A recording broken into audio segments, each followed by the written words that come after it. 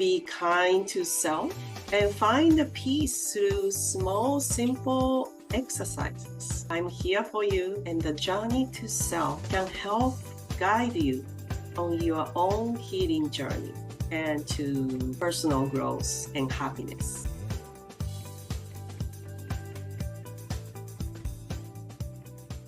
Power Ace Radio.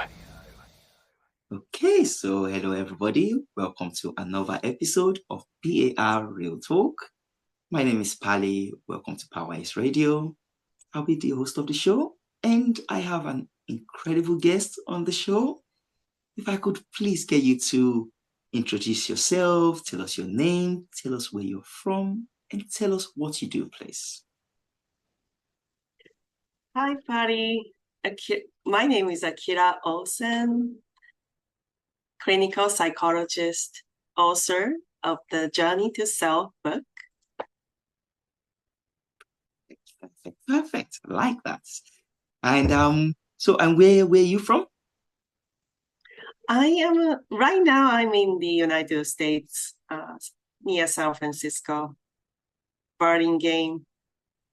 I'm originally from Japan. Oh, nice. Very well. We just like to know where, people are coming from all over the world, just to bless us with this special wisdom. And we're here today to talk about your book. It's called The Journey to Self. That title alone, when I heard it, I thought, ooh, that sounds very, very intriguing. So was there a personal or professional turning point that sparked the book? So the inspiration came to me from my personal journey with mental health, anxiety, and also professional familial experiences. So I worked with thousands of clients, and mostly Gen Zers and millennials,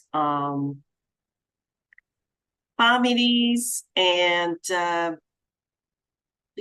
I realized that they all struggle with self-doubt or stress management, and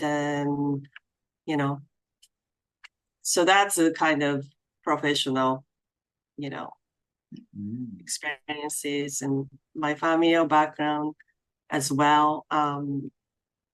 My mother is psychology professor, therapist, and my great-grandfathers are Soto Zen priest, having temple. And so I was exposed to Eastern, practices of mindfulness, and also, Western psychology of goal setting and cognitive restructuring. Wow, that's it. And so that means it's rooted in through the family, and not just through education, but through actually practice and doctrine that they've practiced. That's really cool. And you mentioned about Gen Z, and so your book, how does this actually address the issues that people are facing? What are the main points within this book? So my book provides a roadmap to develop, improve relationships with self. So the book offers practical, small, actionable, equipment-free exercises and tools to promote mental health, self-love, personal growth, and other things like relationships and finance even. Oh, wow. That's really good. Really, it covers a lot of things. And going through, like, what people have been saying, they've described this book as life-changing. What kind of transformations have you seen in readers, or your clients, from applying these exercises? So,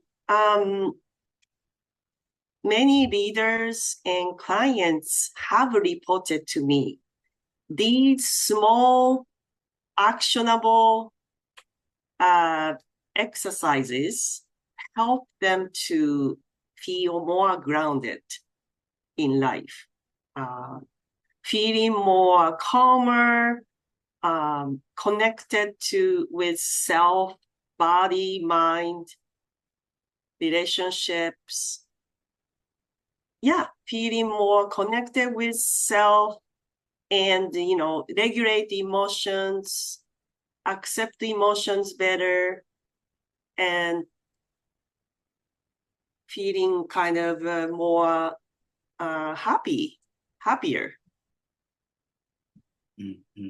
I like that. I like that a lot. And because there's always that thing that no matter what the external is doing, if as long as you start with yourself, it's easier to face the world. But a lot of people just want to face these challenges, but they don't actually deal with their own issue. It sounds like a book that, yeah, everybody should definitely go and have a read. And you talk a lot about self-compassion and emotional healing.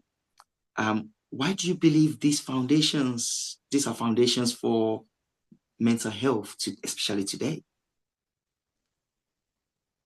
I think, I work with diverse populations, trauma survivors, students, and, even, corporate professionals. Surprisingly, they all feel overwhelmed and stressed, and they feel obligated to help others all the time, family, friends, and they all neglect themselves. And, setting healthy boundaries and then saying no to, loved ones at times, are helpful for them to, create the personal time, space to take care of themselves. For example, really simple exercises, as I wrote in my book, right? 2 minutes a day. Okay, just 2 minutes a day. So it's not even that much time. You just got to dedicate some special time to yourself, not just give it all away. That's a great answer. Thank you so much for that. And how does your multicultural background influence your approach in this book? Especially, you said earlier you blend both the Eastern and Western practices, but this is stemming from your multicultural background. So how do you think that comes into the book? Yeah, definitely. Growing up in Japan, and I was exposed to Eastern perspective of mindfulness and the importance of being present, and also studying Western psychology, and in multicultural city, San Francisco, helped me to kind of, learn, understand, kind of Western perspectives of, goal setting, goal setting and, maybe the cognitive behavioral kind of change to mental health. So yeah, I think I see that combining, integrating, two perspectives is helpful for people. No, actually, I definitely I agree with you there. Because you can only tell if you say from just one side, then people go, "Oh, you don't know my life." But you give different, diverse background, and people think, "Oh, maybe they relate to some aspects." Which is so no, that's great. And it kind of leads me on to this next question, that you work extensively with ADHD and trauma. What misconception do people often have about these conditions? So ADHD impacts, not only sustaining attention, but also emotional regulation and time management. Also, I want to focus that it's not just a disease. It's a different way of thinking, processing information. So the people I work with, able to focus the things they're interested in, and incredibly creative. So I think it's important to think of ADHD as asset, not the disease. Yeah. Did you ask me about trauma as well? Absolutely, yes. About ADHD and trauma, yes, that's right. So I work with trauma survivors, and I would say, we all have trauma of some sort, and trauma healing is part of our journey for personal growth, and really kind of, essential for our, I guess, personal development. No, absolutely. And I kind of want to go on kind of like on a broader scale. As to so warm education, you work with clinicians, survivors, and even corporations. What's one, I would say, surprising insights that you've gained from working across such diverse groups? As I mentioned, that they all feel overwhelmed emotionally and stressed at times in this rapidly changing world. And they all need to cope with their emotional responses to external situations, and find the ways to manage emotions and be resilient, and how to take care of themselves by setting healthy boundaries and, creating healthy personal habits, 2 minutes a day. Mm, mm, mm. Mm, I like that emphasis on just 2 minutes a day. It's not that long. Just give yourself a little bit of time. And while we're here, so where can people, want to reach out to you? So do you have a website or do they come through social media? How do people reach out to you? I would receive, messages from social media, Instagram, Facebook, to not, well, I guess, I'm just thinking of other social media.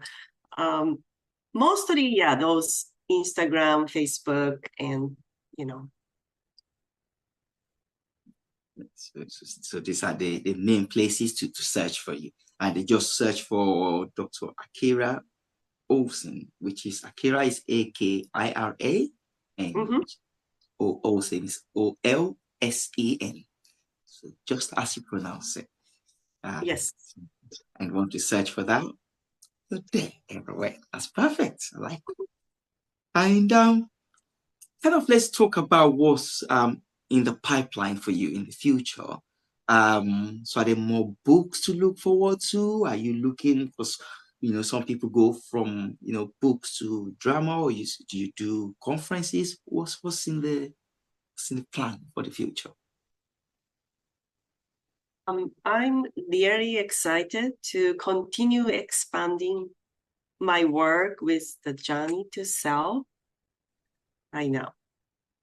I'm working on the journey to self workbook and online course to help people apply the book's exercises and tools to their lives in a more interactive way. No, that's really cool. I like that. And if the readers could take one thing away from this book, so to finish reading the book, if there's one key summary that you want them to take away, what is it?